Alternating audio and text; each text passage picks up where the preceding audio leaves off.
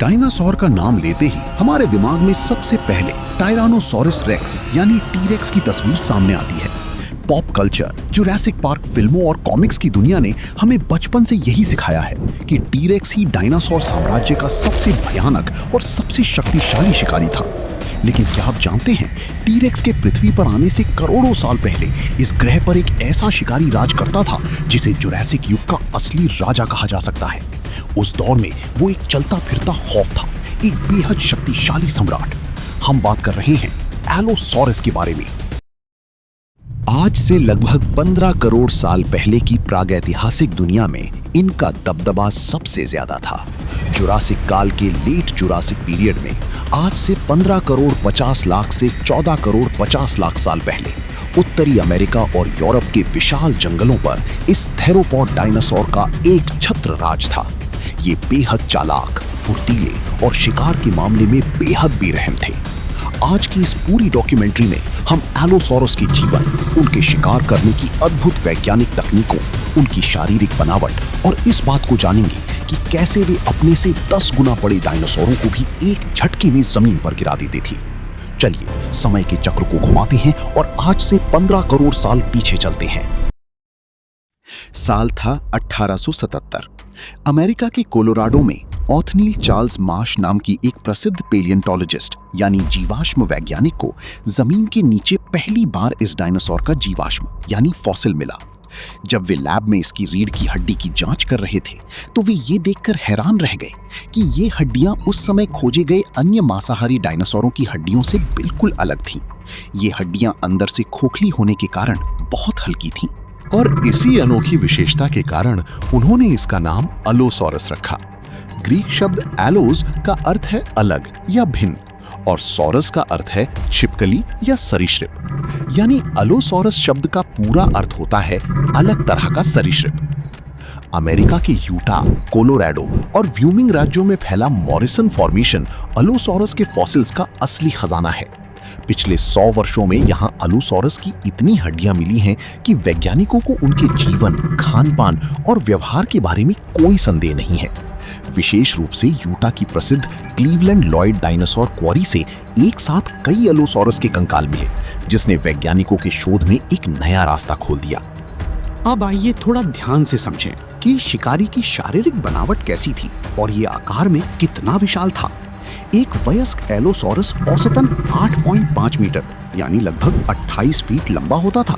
हालांकि वैज्ञानिकों को कुछ ऐसे बड़े फॉसिल्स भी मिले हैं जो साबित करते हैं कि इनकी कुछ प्रजातियां 12 मीटर यानी लगभग 40 फीट तक लंबी हो सकती थीं, जो आज की एक बड़ी पैसेंजर बस के बराबर है। इनकी ऊंचाई लगभग 10 से 12 फीट और वजन लगभग 2 से 2.5 टन के बीच होता था। एलोसोरस की खोपड़ी यानी स्कल की जांच करने पर पता चलता है कि उनकी आंखों के ठीक ऊपर 2 छोटे-छोटे सींग या क्रेस्ट होते थे। वैज्ञानिकों का मानना है कि इन सींगों का इस्तेमाल शिकार के लिए नहीं, बल्कि अपनी प्रजाति के बाकी डायनासोरों पर रौब जमाने के लिए या मीटिंग सीजन में पार्टनर को आकर्षित करने के लिए किया जाता था। लेकिन इनका असली और सबसे घातक हथियार उनके मुंह के अंदर छिपा था। अलोसोरस के मुंह में लगभग 60 बेहद नुकीले और आरी जैसे दांतेदार दांत थे। ये दांत अंदर की तरफ मुड़े हुए होते थे ताकि एक बार जब कोई शिकार इनके जबड़े में फंस जाए तो वो किसी भी कीमत पर बचकर भाग न सके। मजे की बात यह है कि शिकार के दौरान लड़ाई में अगर कोई दांत टूट भी जाता था तो शार्क की तरह कुछ ही हफ्तों में वहां नया दांत उगाता था। टी-रेक्स के हाथ जहां उसके शरीर के मुकाबले बहुत छोटे और लगभग बेकार थे, वहीं अलोसोरस के हाथ बेहद लंबे और शक्तिशाली थे। उनके दोनों मजबूत हाथों में 3-3 उंगलियां थीं और उन उंगलियों के सिरों पर लगभग 4 इंच लंबे मुड़े हुए नुकीले नाखून थे। इन नाखूनों से वे शिकार की चमड़ी और मांस को हुक की तरह जकड़ लेते थे और उसे आसानी से फाड़ डालते थे। लंबे समय तक दुनिया के लोगों और वैज्ञानिकों का मानना था कि एलोसोरस भी टी-रेक्स की तरह ही बहुत ताकतवर ढंग से काटकर शिकार की हड्डियां चबा जाता होगा। लेकिन आधुनिक कंप्यूटेशनल बायोमैकेनिक्स और 3D सिमुलेशन के जरिए एक बेहद चौंकाने वाली बात सामने आई है। एलोसोरस के काटने की ताकत यानी बाइट फोर्स आज के एक शेर या बाघ से भी कम थी। जी हाँ, आपने बिल्कुल सही सुना। टी-रेक्स के काटने की ताकत जहां लगभग 60,000 न्यूटन थी, वहीं एलोसोरस के काटने की ताकत सिर्फ 3,000 से 8,000 न्यूटन के बीच थी।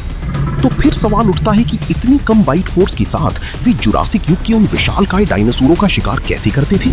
यहीं छिपा है एलोसोरस की इवोल्यूशन यानी विकास का असली जादू। वैज्ञानिकों ने खोजा है कि एलोसोरस आम डायनासोरों की तरह सिर्फ काटता नहीं था, बल्कि वो अपने पूरे सिर का इस्तेमाल एक युद्ध की कुल्हाड़ी यानी बैटल एक्स की तरह करता था। एलोसोरस अपना मुंह अविश्वसनीय रूप से चौड़ा खोल सकता था, लगभग 90 डिग्री तक। वो अपने ऊपरी जबड़े को कुल्हाड़ी की तरह ऊपर उठाता और शिकार पर पूरी ताकत से वार करता था। उसके आरी जैसे नुकीले दांत शिकार के मांस को काटकर गहरा और चौड़ा घाव बना देते थे। इसके बाद एलोसोरस एक तरफ हट जाता और शांति से इंतजार करता था। अत्यधिक खून बहने के कारण जब शिकार धीरे धीरे कमजोर होकर जमीन पर गिर जाता, तब एलोसोरस आकर अपनी दावत शुरू करता था। विज्ञान की भाषा में इस रणनीति को स्लैश एंड ब्लीड तकनीक कहा जाता है। जुरासिक युग में कुछ ऐसे शाकाहारी डायनासोर भी थे जो वजन और आकार में किसी चलते फिरते पहाड़ जैसे थे, जैसे सोरोपॉड प्रजाति के डिप्लोडोकस, एपेटोसोरस या ब्रैकियोसोरस। एक अकेले ब्रैकियोसोरस का वजन लगभग 30 से 50 टन तक होता था। अकेले एलोसोरस के लिए इन पहाड़ों जैसे डायनासोरों पर हमला करना खुदकुशी करने जैसा था। तो फिर वे कैसे जीवित रहते थे? फॉसिल रिकॉर्ड और पैरों के निशान की जांच करके पेलियंटोलॉजिस्ट को एक बेहद दिलचस्प जानकारी मिली है। एलोसोरस अकेले शिकार करना पसंद करती थी, लेकिन बड़े शिकार के सामने वे छोटे छोटे समूहों या पैक में बट जाती थी।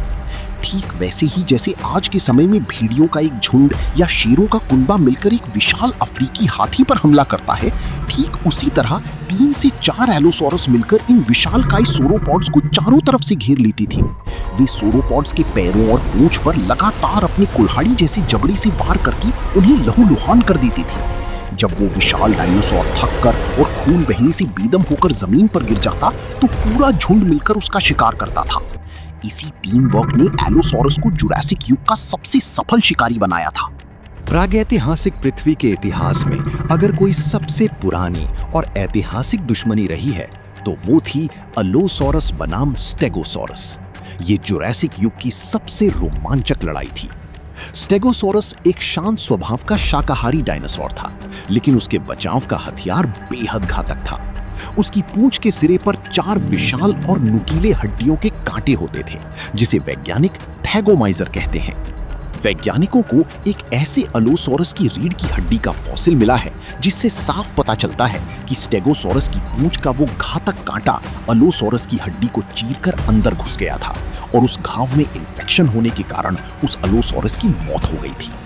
वहीं इसका उल्टा भी देखा गया है। स्टेगोसोरस की गले की प्लेटों पर अलोसोरस के काटने के गहरे निशान मिले हैं, यानी इनके बीच की लड़ाई हमेशा जीवन और मृत्यु का खेल होती थी।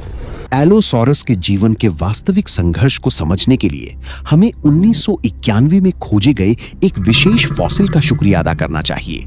व्योमिंग में वैज्ञानिकों को एक एलोसोरस का लगभग 95% पूरा कंकाल मिला, जिसे नाम दिया गया बिग एल। बिग एल की कंकाल की जांच से पता चला कि उसके शरीर पर लगभग 19 जगहों पर हड्डियां टूटने या चोट के निशान थे। उसकी पसलियों की हड्डी टूट चुकी थी और उसके दाहिने पैर की उंगली में गंभीर इन्फेक्शन था। इस इन्फेक्शन के कारण वो अपने जीवन के आखिरी दिनों में शायद दौड़कर शिकार नहीं कर पा रहा था और महज 15 वर्ष की उम्र में भूख और प्यास के कारण उसकी मौत हो गई। बिग एल की कहानी साबित करती है कि जुरासिक युग के राजाओं का जीवन भी कितना कठिन और क्रूर था। आज से लगभग 14 करोड़ 50 लाख साल पहले जुरासिक युग की समाप्ति के साथ ही ये महान शिकारी एलोसोरस हमेशा के लिए दुनिया से गायब हो गया। लेकिन उनके विलुप्त होने के पीछे कोई अंतरिक्ष से गिरा उल्कापिंड जिम्मेदार नहीं था, बल्कि अचानक हुआ जलवायु परिवर्तन और विकास का चक्र था। मॉरिसन फॉर्मेशन का नम और हरा भरा माहौल धीरे धीरे सूखकर रेगिस्तान में बदलने लगा, जिससे बड़े शाकाहारी डायनासोर भोजन की कमी के कारण मरने लगे। और जब शिकार ही नहीं बचा, तो ये शक्तिशाली मांसाहारी सम्राट भी पृथ्वी से विदा हो गया। एलोसोरस के जाने के लगभग 8 करोड़ साल बाद पृथ्वी पर टीरेक्स का आगमन हुआ था। लेकिन टीरेक्स के आने से बहुत पहले एलोसोरस दुनिया को दिखा चुका था कि बुद्धिमत्ता, रफ्तार, बेहतरीन शारीरिक बनावट और सही रणनीति के दम पर कैसे एक पूरे प्रागैतिहासिक साम्राज्य पर राज किया जाता है। प्रकृति का यही नियम है, युगों युगों से राजा आते हैं और चले जाते हैं, लेकिन उनकी वीरता की कहानियां पत्थरों और फॉसिल्स के पन्नों पर हमेशा के लिए अमर हो जाती हैं। आप एलोसोरस या टी-रेक्स में से किसे जुरासिक वर्ल्ड का असली किंग मानते हैं? कमेंट करके अपनी राय हमें जरूर बताएं। अगर वीडियो पसंद आया हो तो इसे लाइक करें और प्रागैतिहासिक पृथ्वी के ऐसे ही रोमांचक इतिहास को जानने के लिए हमारे चैनल को सब्सक्राइब करके बेल आइकन जरूर दबाएं। मिलेंगे आपसे अगले वीडियो में, तब तक के लिए धन्यवाद।